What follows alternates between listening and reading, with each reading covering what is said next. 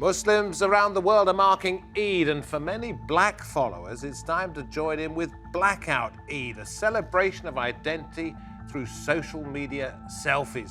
So what does it mean to be Muslim and to be black? Welcome to Roundtable.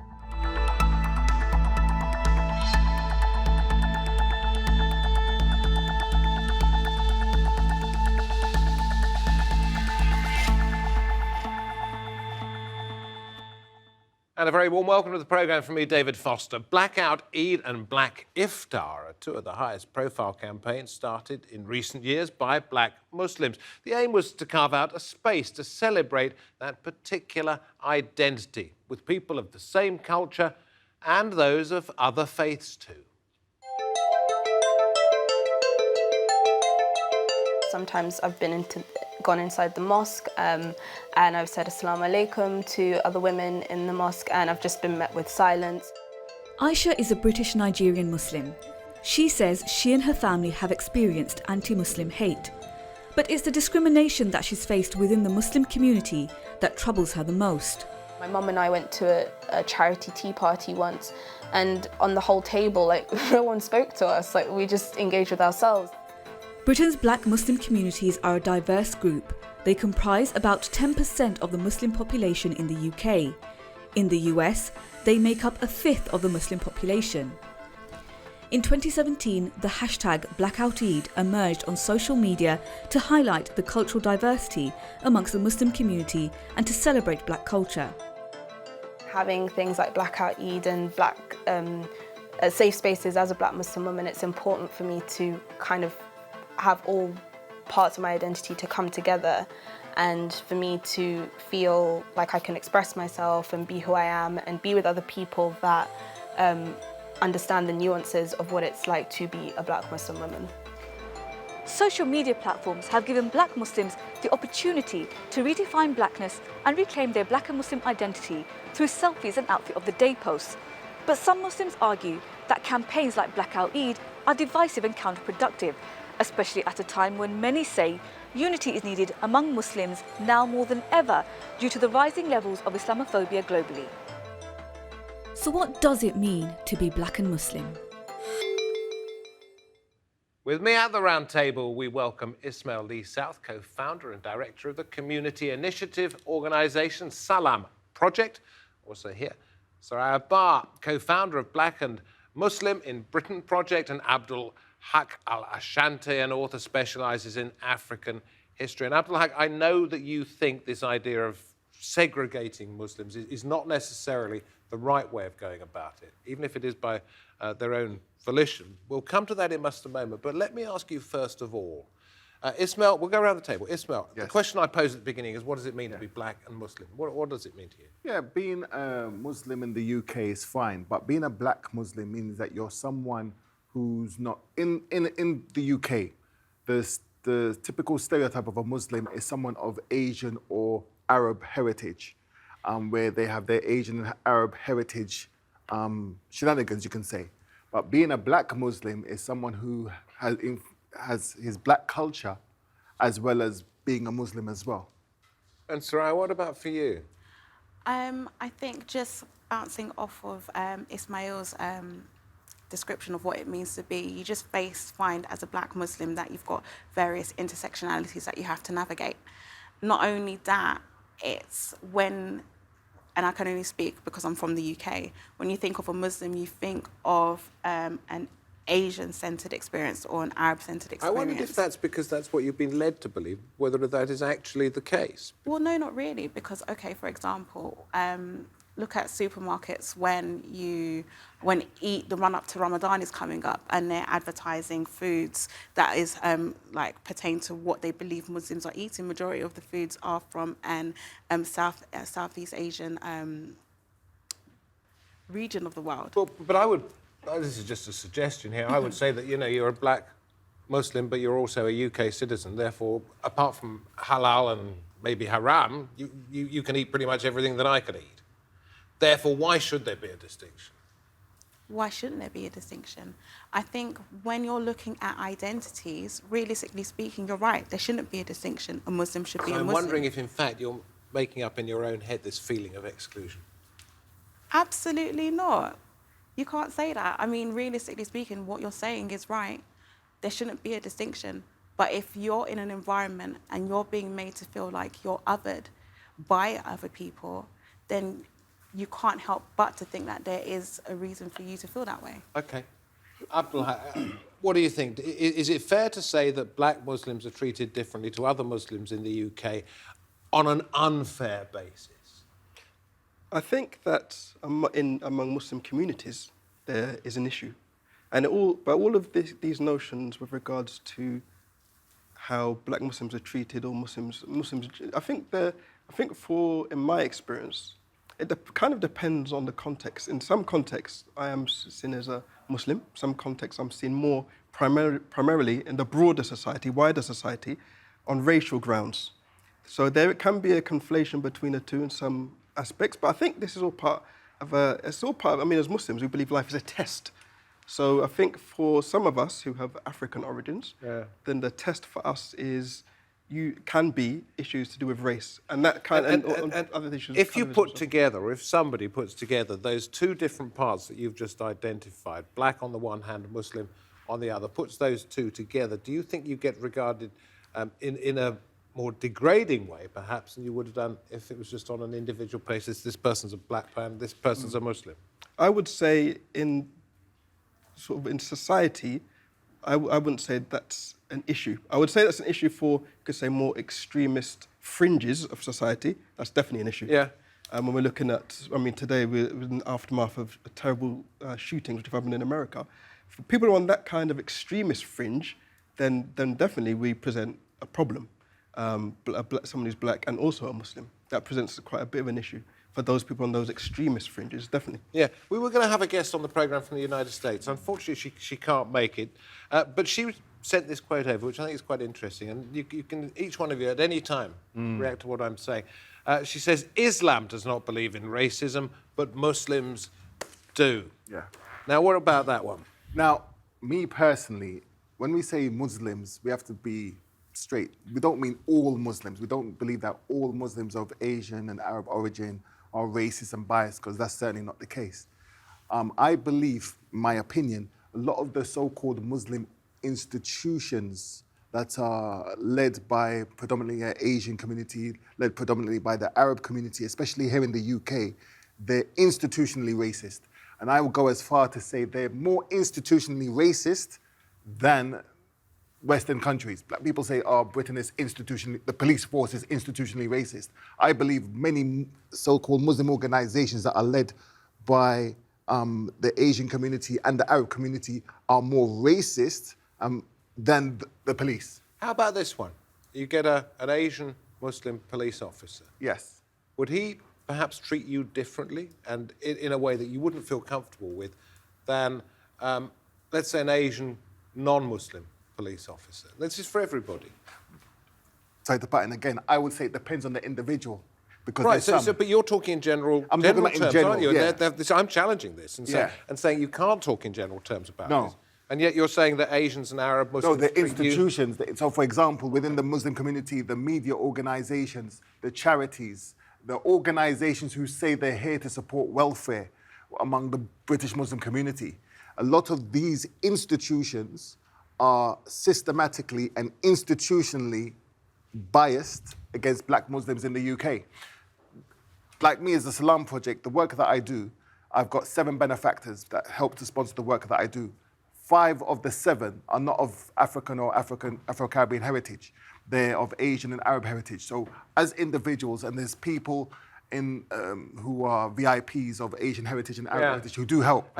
So I'm getting a little bit lost here, but you're saying that there is a section of Muslim society that is predominantly Arab and Asian that looks down upon you. Yes. Yeah. Institutions, you get that, predominantly. Do you get that? Does that happen? In some nuances, yeah, it does. In some circumstances, I don't work at the same level as Ismael does with his projects, so he will probably deal with a lot more organisations that where you can see that systemic or institutionalised racism. But it's only institutions, or is it on an individual level as well? I believe, well, from my own experiences, it can be on an individual level as well. So why do you think that? And then we'll examine whether sort of taking yourself away from this is healthy. But why do you think that happens? I believe, as with most prejudices that happen, maybe it's a case of where they have their own preconceptions of what black people are deemed to be like, and it's a case of people being more comfortable holding on to prejudices that they've been comfortable with or accustomed with for a long period of time, as opposed to actually getting to know people. And is it perhaps because those people who hold these prejudices believe that black people should not be Muslims, they should belong to some kind of other culture? I'm going to just bring Abdulhaq in here, because he's sat quietly listening, which he's very good at. Yeah, I think these issues, the racism which are among some Muslims, is due to downright ignorance, really. It's due to an ignorance of the religious tradition of Islam. It's also due to baseless folkloric practices, maybe informed by other faiths and cultures from India, for instance. These are really terrible notions which have crept in and have really eaten away at the ethos of Islam. The Quran mentions, for example, وَاعْتَصِمُوا بِحَبْلِ اللَّهِ جَمِيعًا وَلَا تَفَرَّقُوا. Hold firm to the rope of Allah and do not become divided, whether that's on racial grounds, on sectarian grounds. So I think that is a lot of it, racism, which is, and sort of anti-blackism, colorism, which is crept into the ranks of Islam, is really sort of complete anathema to I'm Islam. interested in this idea of folklore, because effectively what you're saying is it's inaccuracies. Yes. Yeah, which have been perpetuated because it's convenient to do so. In other words, they tie you in a certain way because you're a black Muslim, and in their eyes, an inferior way. But I'm wondering, you mentioned caste, whether you as black Muslims in the UK, because that's what we have to talk about here, feel that you are being treated by other Muslims, not each individual one, but in general, perhaps, as lower caste. What it is, because we're in the UK, there's coded language. So many so-called Muslim... I'm coming from an angle of the organisations. Yeah, I get it. Many of the Muslim organisations, they do have a caste system, I would say, even among themselves. So within the Asian community, there's a caste system, which was a revelation when I first found out about it. Someone said they couldn't talk back to someone because they're from a different caste. Yeah, but that's not to do with religion. That is to do with where you are in society, no matter what your religion. Agreed, but sadly, it's informing their religious practice. But I'm wondering if in the UK you feel as a black Muslim you're being treated as lower caste by other Muslims. So that's the thing. So the people who are at the senior levels of these institutions, they, even though it's not Islamic, many of them have these notions in their mind. So when they're like that among their own, and then when black Muslims come, they have a notion thinking, yeah, black Muslims at the bottom, we might bring a token one at this position just to show that we're not racist. Let's go back to the founding of the Nation of Islam in the 1950s, and then taken on and made mainstream, in effect, by Malcolm X and others in the United States. There was a sense, and some historians have written about this, that it suited Malcolm X and others to make black Muslims seem like they were victims. Is there a sense of this here? No, I wouldn't say. I mean, in the case of Malcolm X, I mean, he totally rejected and repudiated the largely erroneous and racist credo of the Nation of Islam in any case. And interestingly, it also links, in Malcolm X's case, is a case in point for what we're discussing, because he himself had, when he had rejected the Nation of Islam, he went to Hajj, which we're in Hajj season now, we're in Dhul Hijjah now, the month of Hajj at present, where we see Muslims from all around the world, different colours, in one place, in worship, together. And this was something which opened Malcolm X's eyes, not only to his understanding of Islam, but also in terms of how he felt Islam should be promoted in America and in the West. Although he did have a social ethos as well, which looked at the upliftment of black people, he still held, in terms of religion, he felt that Islam in particular could help all of American society, black or white. But I'm wondering if it's convenient for some black Muslims to box themselves into an area in which they say, actually we're victims, we're being persecuted because... I must state, even though we're saying we're black Muslims, we're not saying that we're victims. So me, personally, I'm a big advocate of saying, yes, recognise that we're black Muslims, recognise our heritage, our culture, but we're not victims. Without the victimhood. Yeah, we're not victimhood. There are a fraction of black Muslims who are coming with this victimhood mentality, which I'm totally against, because I never embrace Islam to become a victim. Because you're a convert. I'm a convert to Islam. And I'm a firm believer that you can achieve anything you can put your mind to with good intentions, prayer, and working hard. But then, Ismael, it's like I don't understand why people feel as though the initiative that's been brought across is a cry for attention or victimhood. It's literally a sense of we don't feel comfortable in events that are supposed to be we're supposed to enjoy collectively as Muslims. You don't really make much effort to be inclusive or show the diversity of Muslims across the world. So we're just going to create an event for ourselves. And now is it just an event or is it a label? I don't even think that could stick. This is the thing. It's like, I think sometimes when you have a particular event, it's a label. It's a bit like the Brit Awards. You called it the Brit Awards, and now it has its own brand. And then people have its own perceptions about it. And I think everyone's entitled to their own opinion. But realistically speaking, if let's look at it from a different angle. Let's say Blackout Eid didn't exist or Black Iftar didn't exist. And we presented the same argument saying, like, look, you're not really inclusive of the different cultures. Black people will be accused of being called victims again. So it's like, it's almost a case of you're damned if you do, you're damned if you don't. It's funny, isn't it? I mean, you say black Muslims would then be accused of being victims again, as though that's another victim of being a victim.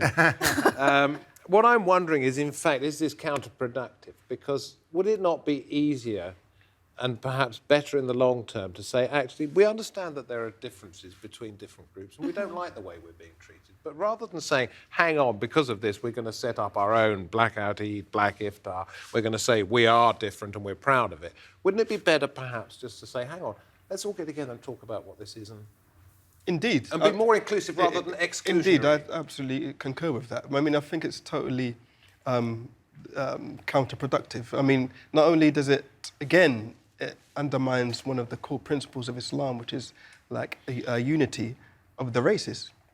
And the Quran mentions, the Quran is what clearly mentions, "Inna hadhi ummatukum ummatun wahidatun," that indeed you are a nation, you are one nation, meaning you're one Muslim nation united. One of the unique things with London in particular is the diversity of cultures and races. And you see this on Eid.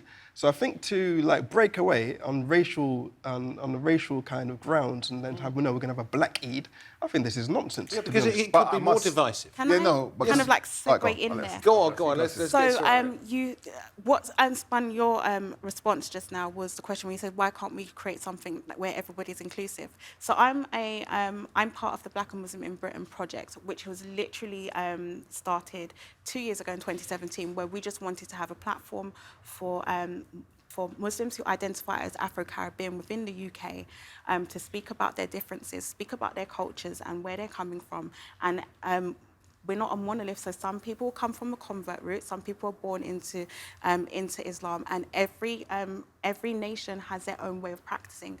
So we created that web series, and we also have a screening every Black History Month, which is inclusive of. It's not just aimed at an event for Black people. Okay. It's an event. I get that, Saraiya, and you're doing your best to be inclusive. But what I'm saying is Blackout Eid and Black Iftar, are they perhaps more divisive? Just a quick thought on that, and then Ismael's got something. No, what Okay, sorry, he's not even going to let you have it. Okay. You can have a quick thought, but you can't speak it. Okay, no, sorry. No. Oh, my queen. I don't think it's. Personally speaking, I don't think it's divisive because I've been to a few Blackout Eids and Black Iftars where it's not just Black people black Muslims that have been there. It is a thing of where this is something that is created by black people. If you want to have a different experience, if you don't want to just eat biryani or curry, if you want to experience like different type of cuisines or hear about Islam from an Afrocentric perspective, then everybody is free to come. Right. So I don't understand why it's almost seems as if we're segregating each other. It's just a Because it's just a this is label. the slant that's been Because, put on it by because then some what's people. stopping someone then to have a white out Eid or Asian out Eid or Arab? I think it's not. I think it's an anathema to the teaching of Islam. Abdulhaq, if you be honest from your heart. But I'm just saying. Asian out Eids for decades. Okay, in my experience, I largely. I mean, What about a white Eid? That would get banned, wouldn't I it? think personally, I have no issue with it because we have to understand when people are organising Blackout Eid events, sometimes it's not just to create separation from the rest of the Muslim community, because we have to remember black Muslims have issues within the black community, especially here in the UK. So, for example, my son, he was playing out with our neighbours, and my neighbour said to Zaid, "Are you Muslim?" And he said, "Yeah." I said, "Blacks aren't Muslims." This is what someone said to my son, and my son came in, Dad said, "Daddy, so-and-so said that black people aren't Muslims." So I said, "Yeah, sorry, that's how ignorant some people are." So there's even ignorance, with all due respect, within our own black British community. No, I get that, but I mean that's because Islam is more than just a religion. It's a way of life. But, Yeah. I mean, I wouldn't know whether my neighbour was Catholic or Protestant because I've never bothered to ask, and therefore, if I found out, I might be surprised. But it's because Islam is so very different, isn't it? It is your life. It is not just what you say on a Sunday. Furthermore, David, I think. I mean, my experience in London, I largely attend a mosque in South London, which is Brixton Mosque, which has a large, predominantly African and Caribbean community. But there are others as well. There are Moroccans, Algerians who also attend. So I think that it's okay for people to kind of be in communities where they're comfortable with, but to then label something specifically like Blackout Eid, I don't think that's. Would you feel comfortable? I don't think that's entirely okay, necessary. You're talking about Brixton, large Afro-Caribbean population. Let's talk about Brick Lane. Would you be comfortable going into a mosque in Brick Lane? Of course. Because Bangladeshi... I'd be comfortable going in there. Pakistani. I would prefer some of the attendees, if they'd be comfortable with myself. This is the question. This is the question. But I'd be comfortable doing Okay, that. so they are the problem, not you. No, I'm not saying they, but we're just saying hypothetically, if that happened. But there are people of it. I'll give a good example, David. It was I know of a case of a white Muslim, a black Muslim. They went to a particular mosque. It's actually in I think Aylesbury, I think. They went into a mosque, and then some of the comments there was, "What are these guys? What are these people doing in here? This is horrendous to find in the Muslim community." But again, as I said, these are kind of ignoramuses saying these kind of things. They're not exactly people are well versed. Yeah, indeed, they're not exactly well versed in the religious tradition of Islam. This is my angle. It's rife. We come back, don't we, to exactly the same point, that it's not people saying that black Muslims shouldn't be doing what they're doing, and it's not other Muslims necessarily saying that. It's idiots saying that. Yeah, but at the same time... But unfortunately, there seems to be a lot of idiots that's happening. And realistically speaking, rather than saying, why are they creating an event of this nature, the question should be asked is, what actions has contributed for people to feel like that, to create events of this nature? But if the idiots were a minority and everybody had the same frame of mind, saying that we are brothers and sisters in Islam and we should be able to express ourselves freely and we shouldn't feel any prejudices, why do these things exist? Or why do you only feel comfortable in a particular mosque that's got a certain demographic of people? Do you think people are that using look like this you? idea of a schism, if you like, within Islam, and I am really exaggerating it here, but sort of discomfort within certain branches of Islam to reinforce stereotypes about Muslims in the 21st century? You might have a point, but I must state as well, You look very puzzled, so I'll ask you, Abdulhaq, in a second. Okay, yeah, when we're saying things like Blackout Eid, Black Iftar, we have to also state as well, is not only to create separation. One of the things as well is calling, and it's not to be a victim, as it were, it's also calling out what it is. Because for many years, black Muslims wouldn't say anything in the UK, or I don't want to make Muslims look bad. They would take racism. I've seen many black Muslims who've faced racist abuse. But not just from other Muslims. from other Muslims I'm talking about. Yeah. I have had Muslims who've come to me and they said the racist abuse they've received from Muslims, i.e. in the madrasas and in the Muslim faith schools and some other places, is worse than the EDL. Okay, so worse than the BNP. we're not creating a problem. We are actually identifying Addressing one it. that you believe Yeah, already perhaps exists. But you looked at me askance when I said what I said. No, there definitely is I wouldn't say schism per se, but there definitely is a problem which needs to be addressed. I'm all for that, and I have been addressing it. But I don't think just having a separate like Eid and calling it a Blackout Eid or Blackout Iftar, I don't think that's entirely necessary.